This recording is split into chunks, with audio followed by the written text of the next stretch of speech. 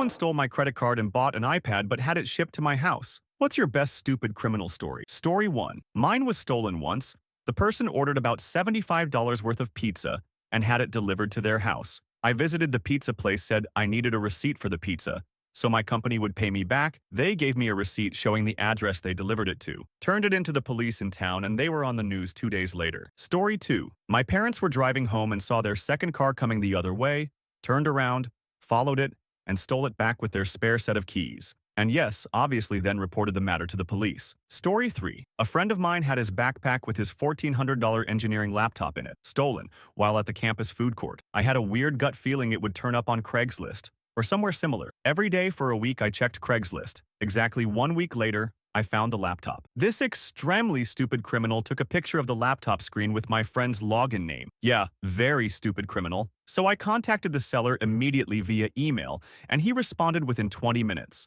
I said I'd like to buy the laptop from him. We agreed to meet at a nearby parking lot later that day. Next, we called the cops. They agreed to set up a sting on the thief. One of the officers pretended to be a buyer and approached the thief. The officer acted as if he was examining the laptop, but was actually looking for the serial number. Boom! It had a matching serial number, and they arrested this dumb shit. A week ago, 4 months later, the guy was proven guilty, and to my knowledge is spending a year in prison. Plus, my buddy finally got his laptop back. Story 4. Someone stole my wife's debit card and used it for online gambling websites in Europe, and ended up winning. The winning automatically went right back onto her account. Story 5. My grandfather is a war veteran, the gung type that loves his automatic weapon collection, not a redneck.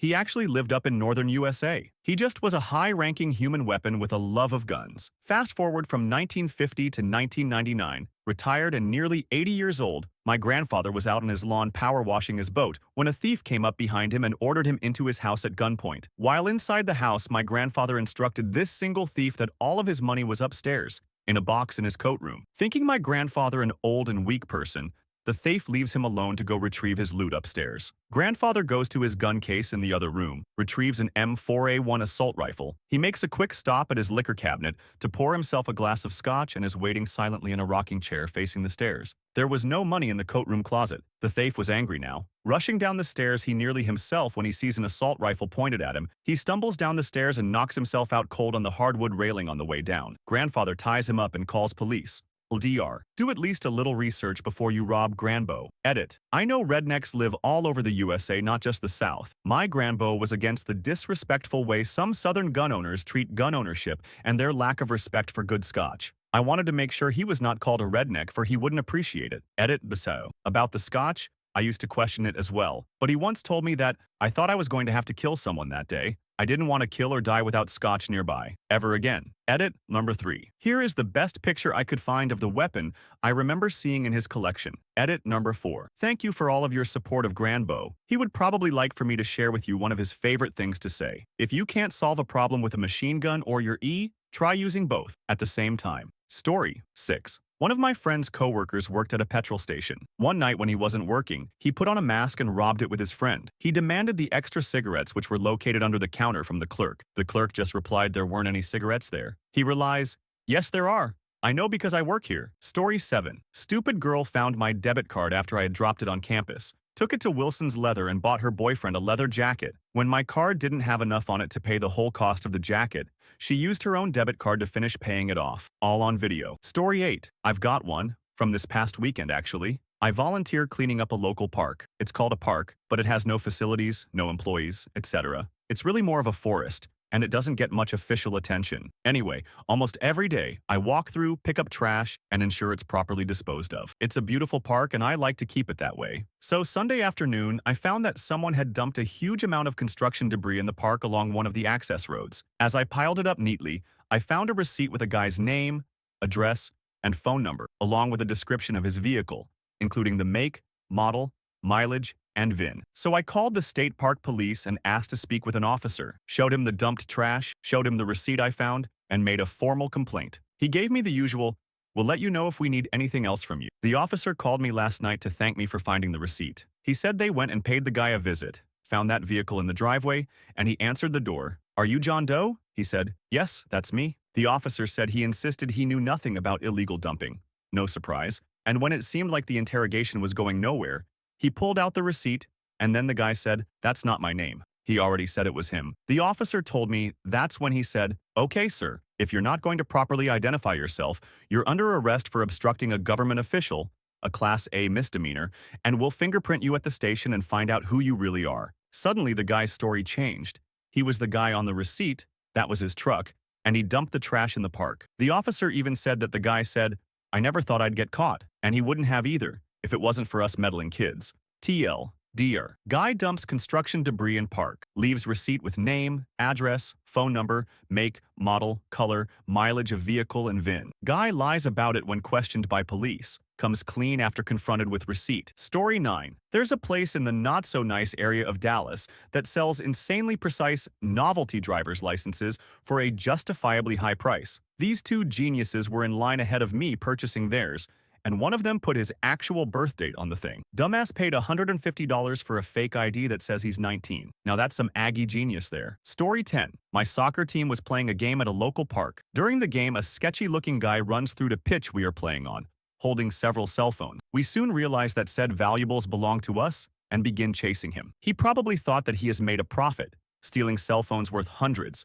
until he looks back and sees 30 people chasing him down. When we caught him, we took our valuables back and proceeded to beat the out of him. The thing is, our changing rooms are roughly 200 yards from the field, so why run directly past the people you've just robbed when you could easily sneak away? Story 11. Amex is a little overzealous in their anti-fraud practices. I just purchased about $1,200 of parts for my new home computer rig from Newegg.com. I get a call about 30 minutes later from Amex asking if it was me. I said, "Yes, what kind of thief would send computer parts to the billing address?" His response was, "You would be surprised. Are incredulous." Story 12. This happened to my fiance's family. A few years ago, this drunk stoned guy came and started pounding on the door at 3 in the morning. My fiance's dad came to the door and yelled, "What the fuck do you want?" The idiot stared back and said, "I'm here for the party." My fiance's dad closed the door. The guy kept trying to get in. My fiance's dad screamed at the guy that there was no party here and get the fuck off his property. The guy went around to the garage and got into my future Emil's car. By this time, Phil has called the cops, grabbed his gun, and is coming out with the family's 130 lb's German Shepherd. The guy sees Phil, freaks out, and tries to run. The dog bites on his butt and stops the guy in his tracks. The cops show up and arrest the guy. KC, the dog, comes trotting back up to the family with jeans, a piece of boxers, and skin in his mouth. Edit. TLDR. Guy wants to party, ends up with a new hole in his butt. Story 13. We left our garage open a few years ago at night by accident. Apparently someone had been snooping around in there because everything was out of place in the morning, except for a solid gold bracelet laying on the ground outside the garage door. What did they steal? My fucking Razor scooter, man. Story 14. When I was 16 years old, some former friends broke into my basement. Among a couple of other random things, they stole my radio, which was a giant boombox, and my bike. They also stole a couple of sports collectibles that belonged to my stepfather. My stepfather was not the type of person you wanted to off. While he was never a violent person, but he had no problems with resorting to violence if need be. His sons, though, had hair-trigger tempers. It didn't take much for them to want to beat the out of someone. I'm pissed. My stepfather is about to lose his. He calls up his sons, who head over to the house. As they're about to pull in, they hear music. The kids who broke into my house were in the schoolyard 3 houses down from where I live, listening to my radio, and one is sitting on my bike. Beatings were issued. Story 15. I had my iPod Touch stolen. The dude didn't seem clever when he started talking with his girlfriend on my Facebook. Figured who she was, talked with her, got her to talk with him. He lived far away, apparently. Boom. Story 16. While on a vacation, my family and I went mini-golfing. When we came back, apparently somebody broke into our car. The window was smashed and there was stuff thrown around the car. We had a very expensive GPS in there, a brand new camera, and several other expensive things. But the thief didn't take any of that. He took a bag of diapers. Just the diapers. We were awestruck by this. When we called the police, they were stunned as well. They caught the thief within the week. We got the diapers back. Story 17. When I worked at Guitar Center, a couple came into the store. The guy left and the girl stayed, checking out guitars. A sales guy saw her holding 2 higher-end Gibson Les Pauls down by the low-end side of the wall by the BC Riches. He asked if he could help, and she asked a question about the guitars. He took one from her and went to check something on it. Once he was about 20 yards away, she bolted. She sprinted down the hallway to the warehouse, past the bathrooms, and busted out the emergency exit door that lets out behind the store. Two guys took chase and made it out in time to see a car squealing around the corner of the building. We really had nothing to go on. I'm pissed because having a $3,500 guitar stolen cuts into my bonus, and it just overall sucks to have your crew bummed about the theft, etc. Cut to 1 week later. I'm running my morning meeting and I'm told I have an important phone call. I take the call and my friend is telling me I have to check my email. I do, and there's a link from him to a Craigslist ad. The posted a photo of himself holding the guitar. I know it's ours. I just know it. He describes it inaccurately and is asking $1,000. Gives a BS reason for it not having a case. We need the serial number. We need that fucking number. Another manager calls him pretending to be a collector. He casually asks for the serial number, saying he's only looking for guitars from certain years. He calls it a date code, but I don't think the guy is buying it. He tells him he'll call him back with the number, but never does. We're antsy. We call the cops. We form a plan. Another of our guys calls and tells this dude he just has to have this guitar. He'll come meet him with cash. Guy agrees. They meet at a gas station. Dude walks up with this gorgeous $3,500 Les Paul in a $35 gig bag. The BS for a bit, and my dude asks to see the guitar. He looks it over and checks the serial. It's ours. Yeah, man, this is exactly what I was hoping for. Great guitar. Then he waves across the street to the cop car that was waiting around the corner. Dude is like a deer in headlights. Cops arrest him and even let us leave with the guitar. Back at the store, my friend's phone rings. It's the guy's number. He answers. Girl, were you meeting my about a guitar? Friend, yeah, I sure did. Girl, oh, he's not back yet. Are you still with him? Friend, nope, I'm already home. Girl, oh, weird. Okay, well, did you get the guitar? Friend, I sure did. I'm holding it right now. Thanks. Girl, oh, great. Thanks. Have a good day. 1 hour later, she called back. Didn't bother to answer. She left a very nasty voicemail with a lot of swearing. Priceless. I hear he threw her under the bus in court and they both were in hot over the whole thing. Story 18. This kid that was in my class in high school years back ran an operation on eBay selling those underbody neon light kits. You know, the bullshit that makes you look all fast and furious. Anyways, he makes a small fortune selling this stuff. The only problem was that when the customer received their product, it was just a picture of neon car kit. This kid had apparently worded his description to confuse people into thinking they were buying the real thing, but in reality they were spending $200 on a piece of paper. A bunch of pissed off people from around the country called our local police and he ended up getting arrested. I can't remember the charge, but he had tens of thousands of dollars to pay back, plus fines. The entire town shamed him, made fun of him for crying when the police interviewed him and everything. He was all over the news for a while. Story 19. I live in a third world country,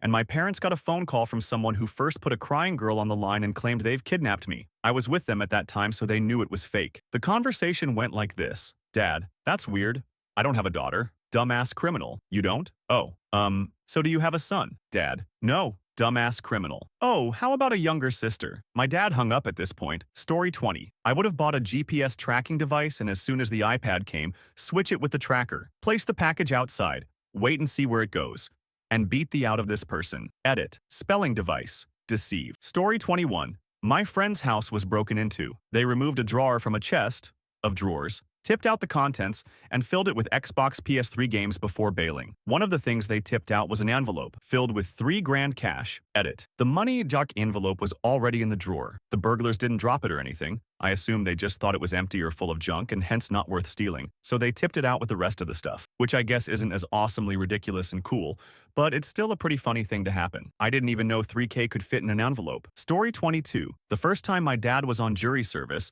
the case involved a criminal who'd tried to rob a jeweler's shop. This was probably in the UK in the early 50s, when police response was slower, and shops weren't as well protected as they are now. The shop had a burglar alarm, but the thief figured that he could just smash the front window, grab anything he could reach, and be long gone before the police showed up. Unfortunately, he didn't do his research properly. The shop was actually on the ground floor of an apartment block that was used to provide accommodation for young police officers. About a minute after the alarm went off, he found himself surrounded by 20 cops, and about 15 minutes after that, he was in a cell. TLDR, clueless burglar, knocks over a shop next to police apartments. Jail time ensues. Story 23. Girl steals my sister's BlackBerry at a bar. 3 weeks later, a friend who has my sister on BBM asks why her name is different. The girl didn't wipe the phone and changed her BBM name to her full name, complete with a picture of her and her skeezy boyfriend. I then went on Facebook, found this girl by her name. Her display picture on FB was the same one she used on BBM. Add her. She accepts. On her Facebook is her cell phone and home number and statuses claiming new BlackBerry. Add my PIN, which was my sister's PIN. We called her up, told her the options she had, and we had the phone by the end of the day. As we walked away, I looked at her and said, "Not to sound preachy, but you should probably be careful of who you accept on Facebook."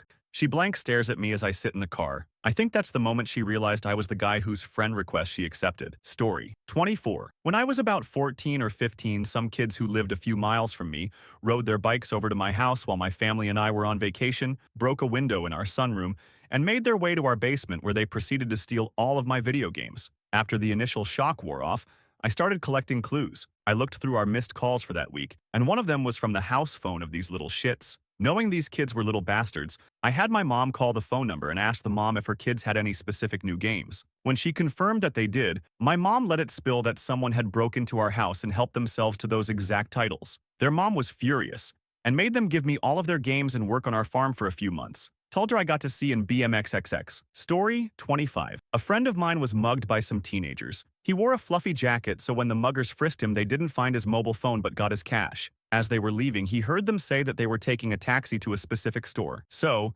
as soon as they had left, it was easy for him to call the police, who made a broadcast to all taxi drivers. After that, it was easy for the police to arrest the muggers. Story 26. Family friends had their credit card stolen. The guy ordered a pizza with it. Delivered. Caught quickly. Also, an idiot friend in high school found a credit card and put it on his eBay account. Brought Jessica Simpson face wash or something stupid like that with it. Story 27. A guy I know stole my bike once. 2 weeks later, however, he forgot who he stole it from and bragged off to me and several other people about how he stole it. I stole it back. Story 28. Can't top the Granbo story, but I have a good example of thieves picking the wrong person, or persons in this case, to rob. I was working as a manager at an ice rink at the time. One night during an adult league game, I heard a ruckus coming from the other side of my office wall. These are not thin walls, so I went to investigate. When I walked through the door that separates the lobby from the rink, the first thing I notice is that neither team is on the ice. The score was 3-3 and the referees looked a little frightened. Since the game had recently started, this was very odd. At that moment, the door to locker room 1 flew open so hard that one of the hinges broke. Out of the door flew the limp body of a 20-something-year-old man with baggy jeans and a long white shirt, followed closely by his flat-brimmed hat and his 2 equally humbled buddies. This is what went down. At around the beginning of the second period, both teams noticed a group of 3 thugs slip in the back door and start looting the wallets, cell phones from the players' clothes. This was a common problem at the rink, and players are advised not to bring in valuables. Common a problem as it was, both teams were on high alert from being robbed in this way just a week prior. The captains had the game stopped and called a timeout. This is when things got ugly. Imagine the look on these crooks' faces when an army of 18 heavily padded, enraged men with 5-foot-long weapons came storming into the small room to find them with a pile of cell phones, wallets, and watches. The first guy had come to by the time the cops arrived. The other 2 weren't knocked out and actually attempted to run. A quick crack on the shin with a hockey stick was all that was needed to keep them from leaving. The players all gathered around the thieves in an impenetrable circle until the cops came. I spoke to the player who admitted that he knocked the first guy out cold with a chop in the dome. He said that when his wallet was stolen the week before, it left with the only copy of his favorite picture of his daughter who died a year earlier. This guy was in his 30s, so the daughter couldn't have been very old. He had a feeling he would go to jail, but I decided not to pass this info to the cops once I saw the guy come to. The cops asked the players if they wanted them to go to jail. One guy chimed in and said, "I think they've had enough." The rest of the players disagreed and said, "No, they haven't." Off they went. TLDR, don't steal from hockey players, especially not 18 of them. Story 29. A guy at my old work was stealing cash out of people's wallets. He did not get caught until he stole a check from one of my coworkers, made it out to himself for $200, and deposited it into his checking account. Story 30. This story begins at around 3 a.m. outside my apartment complex. We lived in a corner suite ground floor apartment. I heard a rustling and looked out my window. Guy was dragging around a box of donated clothing in the parking lot, occasionally stopping to throw out some ladies' clothing, which I assume it all was. Now, the next morning, GF and I got up and went to work. I worked only a few blocks away, so I walked. I passed the same guy sleeping on the corner of the street. I walked by not thinking anything about it. Around 10 a.m., I get a call from the landlord saying my apartment got broken into. After I passed this guy and got out of sight, he got up and knocked on the neighbor's windows. She looked out and he told her that he forgot his key and wanted to be let in. She said, "No." Off. 2 minutes after that, she heard the guy knocking on our window. Apparently, since nobody answered, he busted the glass and let himself in. I guess she didn't hear this. After tearing our place apart and stuffing our valuables in a laundry basket, he walked up and down the hallway screaming. He was confronted by somebody and said he was looking for his girlfriend's apartment. After this encounter, the guy called a cab. You heard me. A cab. Neighbor saw the cab pull up and the guy get in with the laundry basket so she wrote down the cab number and called the cops. Cops called the cabbie and asked if the guy looked like he had stolen a bunch of stuff. Cabbie said yes. Cops asked cabbie for where he was being dropped off and picked him up there. Best parts? He pleaded not guilty and made me go to court. He left his shoes behind and took mine. I have size 14 feet. He has size 7. The thing that was the nail in the coffin, I am told, was that I mentioned to a cop after I collected everything was that I was still missing my bacon-flavored toothpicks. The cops found them in his pants pocket. When taking my Xbox 360, rather than disconnect the network cable, he ripped it out, leaving the end in the 360. I don't know how hard he must have had to rip a network cable in half. GF was missing some of her birth control pills. We never found them, assumed eaten. After everything, we only lost one sword and one beer. Story 31. That happened to my mother. Someone somehow got a hold of her credit card number and proceeded to buy things, not even things that were remotely close to what she likes. I think they bought an attachment to a muffler, a prepaid cell phone, and some CDs. All shipped to my mother. I don't think they were very good at crime. My friend's roommate also lifted my debit card to buy lunch and dinner on a couple occasions. He works in an entirely different part of the state than my friend. My friend confronted him about it. He said, no, that wasn't me. My friend just asked him again and he admitted it. Still waiting on getting paid back though. Story 32. The sad thing is, I work for one of the best buy call centers. Because of legal reasons, we cannot call a person out on fraud. We are required to help that person make that purchase. Every time I get some Middle Eastern guy with a name like Garcia Williams, I cringe and hope it doesn't go through. Not for my sake, but for the person that he is stealing from. Story 33. I had a break in my house. We left the back door with the key inside, and we have a cat flap. Turns out they could reach the key and open the door. Pretty clever. Unfortunately, that was the only amount of intelligence they would show. They stole a multi-pack of Coca-Cola. And that was it. I'm dead serious. They only stole Coke from my fridge. One of them left their wallet on my kitchen table, had all their ID and everything. It also happened to contain a 20-pound note, which I promptly took before calling the police. The two guys were caught, and I heard a few months ago they are serving 6 months in prison. I hope those Cokes were worth it. Story 34. In high school, a girl's BlackBerry got stolen while she was at track practice. It was a huge scandal as the only people with access to her stuff were people on the track team. The person who stole her phone tried to set up his email on the phone, which sent an email to her saying, "Are you sure you want to change your email to the guy's name idiot? Com." It ended up being a team captain who had gave the speech to the team asking for the phone to be returned. Story 35. This is my story of how Visa paid me for a diamond ring. One day I went to check my credit card bill and noticed that there were two really charges, one at some random jewelry store in Seattle and one at JCPenney.